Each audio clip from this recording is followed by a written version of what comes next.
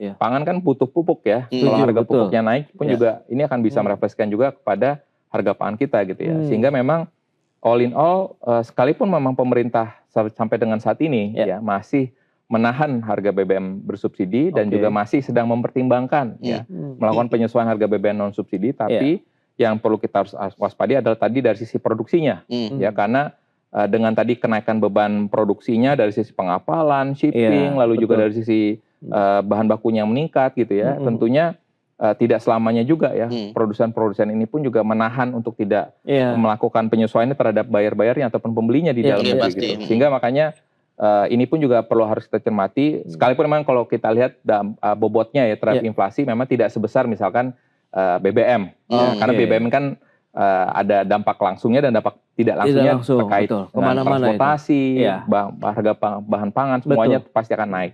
Nah tapi memang kalau kita lihat untuk misalkan beberapa sektor tadi yang mungkin terkena dampak langsung dari kenaikan bahan baku, mungkin bobot terhadap inflasi mungkin nggak begitu besar ya. Tapi kembali lagi tetap saja bahwa yang mungkin akan bisa terjadi tadi adalah beberapa produsen pun juga udah mungkin karena tadi ketersediaan barang bahan bakunya juga berkurang gitu ya, sehingga mungkin waktu produksinya pun jadi berkurang juga ya, akan pengurangan juga jam kerja dari karyawannya, buruhnya gitu, sehingga makanya sooner or later memang dampaknya ini ya cukup besar ya, sehingga makanya tapi kembali lagi kalau dalam hal ini imported inflation saya tetap melihat bahwa Bank Indonesia terus melakukan triple intervention ya, melakukan langkah stabilisasi, sehingga rupiah pun juga kalau kita lihat sebenarnya tingkat depresiasinya tidak lebih dalam ya dibandingkan dengan misalkan mata uang Asia lain seperti rupiah India, lalu juga misalkan baht Thailand dan juga misalkan Korean won gitu ya, yang mungkin pelemahan terhadap dolarnya lebih dalam lagi gitu ya. Tapi itulah mungkin langkah-langkah stabilisasi terkait dengan kebijakannya pun juga BI juga sudah mengeluarkan ya terkait dengan pembelian dolar pun juga saat ini kan di batasannya pun juga persyaratnya juga dikurangin gitu ya untuk underlying-nya gitu ya, sehingga ini pun juga akhirnya akan bisa mengurangi tadi ya permintaan terhadap dolar di dalam negeri gitu, sehingga itu pun juga harapannya bisa membatasi terjadinya imported inflation. Nah kalau misalkan kita lihat kan tekanan-tekanan udah terjadi di luar ya, terus perusahaan industri petrokimia sudah juga mulai berasa pukulannya nih dengan kenaikan harga bahan baku. Nah kira-kira dengan kondisi seperti sekarang ini seberapa kuat sih untuk ekonomi kita sendiri, seberapa tahan sampai berapa lama gitu. Terus ditambah pemerintah kan berencana mau memasukkan tambahan 100 triliun rupiah untuk membantu subsidi. Nah itu akan menambah kekuatan seberapa tahan nih untuk APBN kita, untuk fiskal kita.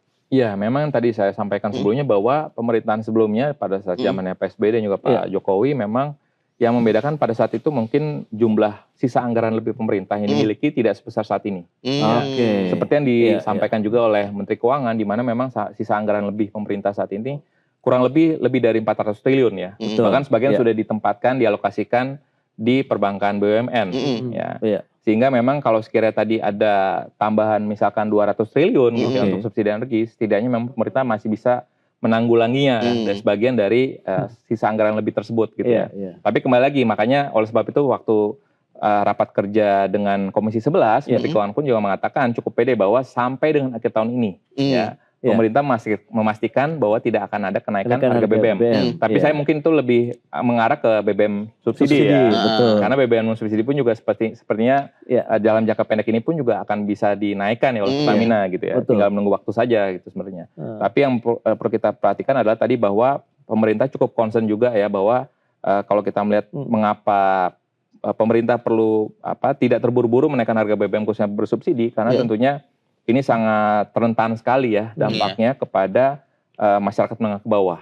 Gitu ya. Sehingga makanya ini yang harus kita perhatikan juga bahwa kalau dalam rangka untuk menahan penurunan daya beli kelas menengah ke bawah, itu saya pikir motifnya cukup bagus ya. Tapi kalau dalam hari ini, kalau pemerintah masih tetap mau mengejar 6% pertumbuhan tahun ini, sepertinya itu juga kurang wise juga ya. Karena kondisinya global pun juga lagi melambat juga. Kemarin juga World Bank juga merevisi ke bawah, OECD juga merevisi ke bawah, di bawah 5% ya. ADB yang masih positif. ADB ya. Tapi itu mungkin kalau bacaan saya mungkin ADB mungkin belum mempertimbangkan ya dampak dari kenaikan BBM. Sementara itu mungkin kalau saya lihat baik itu World Bank dan juga OECD sudah mempertimbangkan ya dampak dari kenaikan ataupun pemerintah akan most likely akan mempastru juga harga BBM domestik kita. Tapi kalau kekuatan, kalau kita bicara mengenai daya tahan ekonomi Indonesia nih Pak Joshua dan Momo, kita tahu kan fokus pemerintah adalah bagaimana menjaga ekonomi nasional tetap bergerak, tetap bisa menjadi paling tidak booster lah untuk kondisi saat ini. Tapi seberapa kuat juga demand-nya di masyarakat kalau memang tadi ada potensi kenaikan harga-harga entah itu bahan pangan ataupun industri-industri lain yang berhubungan dengan kebutuhan masyarakat, tadi ada plastik, kemudian pupuk dan lain-lain. Ini kan pada saat tiba-tiba ketemu pada satu titik tuh seberapa kuat kita juga bisa menahan gempuran domestik dan berarti global juga Pak Joshua. Iya, sebenarnya kalau kita mau melihat sebelumnya ya, krisis sebelumnya mungkin yang paling dekat adalah Rusia Ukraine ya. Pada saat itu pun juga sebenarnya kan kita juga mengalami hal yang sama sebenarnya. Harga minyak mentah juga naik. Namun di saat bersamaan pun juga harga komoditas ekspor kita seperti batu bara dan juga kelapa sawit pun juga ikut naik. Ya. Dan sebenarnya kalau kita melihat dari sisi sensitivitas ya dari ketiga komoditas itu, dari minyak mentah, lalu juga CPO dan juga batu bara, kalau ketiganya naik berbarengan gitu ya, dengan tentunya kenaikan yang kita ikutin saat ini gitu ya. Sebenarnya dampaknya terhadap PDB kita tuh masih relatif tetap positif ya, karena kita masih eksportir CPO dan batu bara ya. Sekalipun memang mungkin perhitungannya agak sedikit berubah kalau sekiranya pemerintah kan sudah akan memberlakukan B50 nanti kan, pembatasan ekspor CPO juga ya nanti di semester 2 tahun ini. Tapi kembali lagi kalau kita melihat ketahanan, kita sudah bisa melihat langsung ya pada saat kemarin terakhir di 2020 pada saat krisis COVID-19, sebagian besar negara seluruh dunia pun juga terkontraksi dalam. Nah, Indonesia salah satu yang tidak terkontraksi dalam. Ya, artinya kita masih memiliki tadi counter cyclical buffer-nya ya, dalam hal ini kebijakan fiskal untuk bisa mengerem tadi perlambatan yang mendalam gitu ya. Dan sehingga kami tetap melihat bahwa kalau sekiranya ketahanan, saya pikir ekonomi kita masih ekonomi domestik ya, oriented ya. Artinya 55% PDB kita itu masih dari konsumsi rumah tangga. Artinya asal tadi pemerintah bisa memastikan bahwa harga stabil, tidak terjadi kepanikan di level masyarakat gitu ya, di warga. Artinya saya tetap melihat bahwa ini akan bisa mengerem. Pasti memang akan ada potensi perlambatan gitu ya. Tapi perlambatannya tidak sedalam negara-negara lain gitu ya. Sehingga dan juga kalau kita lihat dari sisi kondisi eksternalnya, kita bicara cadangan devisa, ya kan, sekalipun memang 3 bulan pertama tahun ini sudah turun hampir 8 miliar US dollar gitu ya. 3 bulan. 3 bulan dalam 3 bulan ya, dari Januari, Februari, Maret gitu ya. Nah, tapi kami melihat bahwa ini masih mencukupi sekitar 6 bulan lebih ya untuk pembayaran impor dan juga utang luar negeri pemerintah. Jadi ini pun juga saya pikirnya juga akan bisa membatasi